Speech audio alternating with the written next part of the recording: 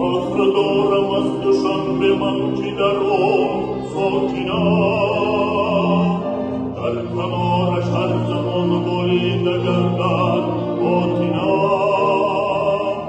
میبرم صدها حلاوت از نگاهی معنوی، سیر و گشت پایتخت عادت شده است و آینم.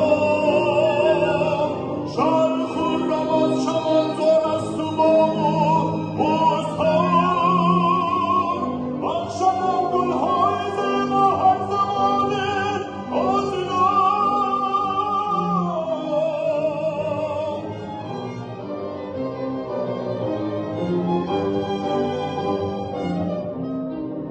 از بلندی چون ببینی آسمان صافی شد، در فضایش فرزلان بالیده همچو لاچینم.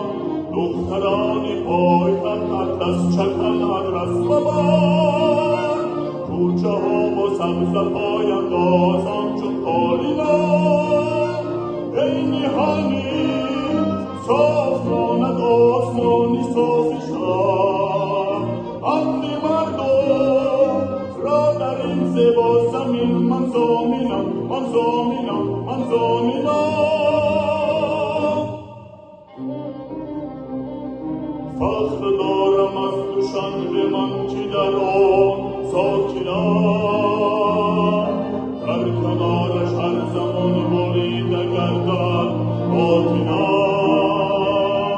میبرم صدها حلاوت از نگاهی معنوی،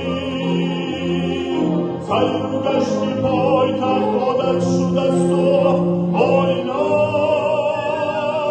شهر خرم از چمنزار است و باغ و بستان، بخشدم گلهای زیبا هر زمان آزادم.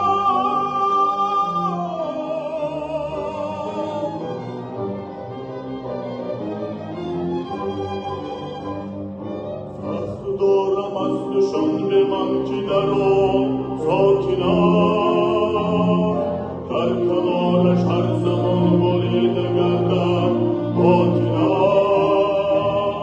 فخر دارم از دوشنبه من که در آن ساکنم، در کنارش هر زمان بریده